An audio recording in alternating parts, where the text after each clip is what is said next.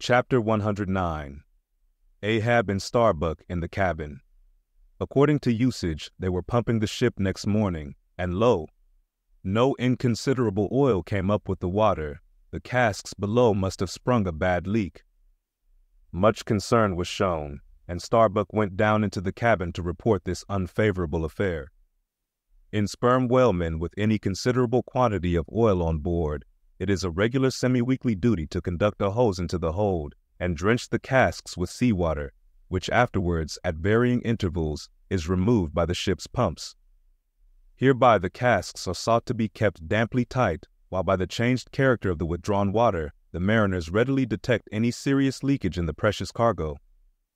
Now, from the south and west the Pequod was drawing nigh to Formosa and the Bashy Isles, between which lies one of the tropical outlets from the China waters into the Pacific. And so Starbuck found Ahab with a general chart of the Oriental archipelago spread before him, and another separate one representing the long eastern coasts of the Japanese islands, Nippon, Matsumae, and Sokoka. With his snow-white new ivory leg braced against the screwed leg of his table, and with a long pruning hook of a jackknife in his hand, the wondrous old man, with his back to the gangway door, was wrinkling his brow and tracing his old courses again. "Who's there?" hearing the footstep at the door, but not turning round to it. "On deck, begone." "Captain Ahab mistakes. It is I. The oil in the hold is leaking, sir. We must up burdens and break out." "Up burdens and break out? Now that we are nearing Japan, heave to here for a week to tinker a parcel of old hoops? Either do that, sir, or waste in one day more oil than we may make good in a year. What we come 20,000 miles to get is worth saving, sir." So it is, if we get it." "I was speaking of the oil in the hold, sir."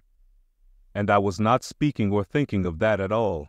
Begone, let it leak. I'm all a leak myself. Aye, leaks and leaks.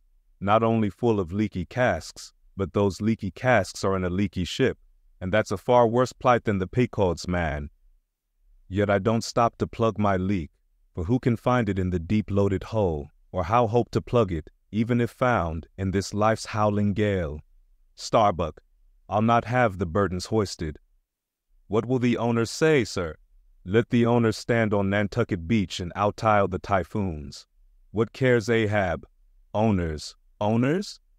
Thou art always prating to me, Starbuck, about those miserly owners, as if the owners were my conscience.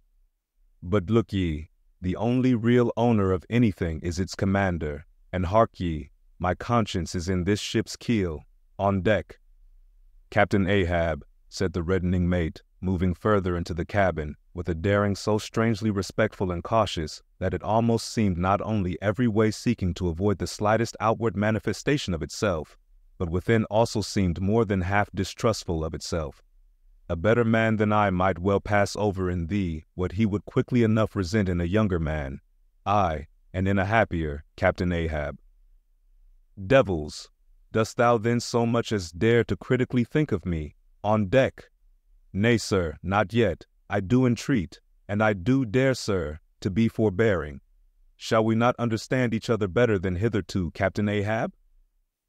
Ahab seized a loaded musket from the rack, forming part of most South Sea men's cabin furniture, and pointing it toward Starbuck, exclaimed, "There is one God that is Lord over the earth, and one captain that is Lord over the Pequod on deck."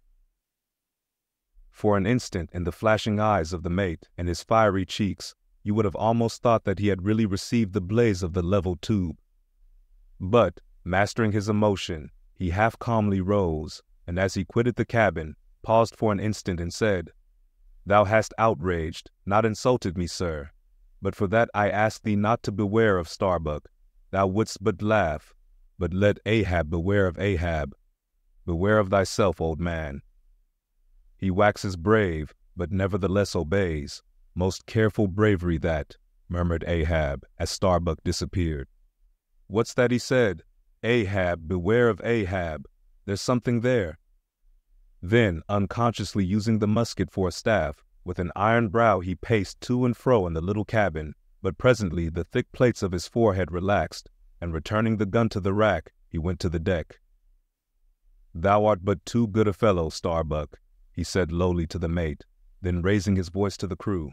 "Furl the gallant sails, and close reef the topsails, fore and aft, back the main yard, up burden, and break out in the main hold."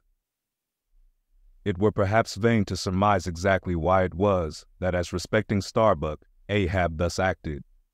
It may have been a flash of honesty in him, or mere prudential policy which, under the circumstance, imperiously forbade the slightest symptom of open disaffection, however transient, in the important chief officer of his ship. However it was, his orders were executed, and the burdens were hoisted. Speed up your reading and enhance your memory with Moby Dick by your side. Choose the tactile joy of a physical book or the convenience of Kindle, and discover a deeper way to dive into this classic. Pairing the audiobook with the text takes your understanding and retention to the next level. Ready to transform your literary experience? Check the link in the description and pick the perfect format for you. With EchoTales Audiobooks, Moby Dick awaits. Dive deeper, read faster, remember more. Get your book now.